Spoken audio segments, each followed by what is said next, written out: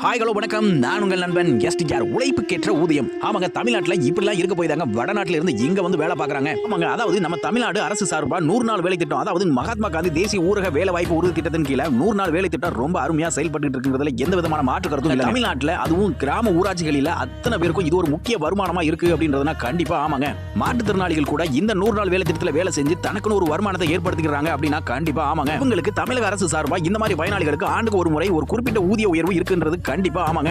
இவங்களோட தினசரி வருகை பதிவை ஊராட்சி ஒன்றிய அலுவலகத்தில் இருந்து கணினி உதவியாளர்கள் இணையதளத்தில் ஏத்துறாங்க. இந்த கணினி உதவியாளர்களோட மாத வருமானம் 4000 இருந்து கிட்டத்தட்ட 20 ஆண்டு காலமா வெறும் 20000 ரூபாய் சம்பளத்துக்கு வேலை பார்த்துக்கிட்டு இருக்கிறது யாருக்குமே தெரியாதுங்க. நம்ம தமிழக அரசு இந்த கணினி உதவியாளர்களை மட்டும் ஏன் இந்த மாதிரி வஞ்சிக்கி அப்படின்றது யாருக்குமே தெரியலங்க.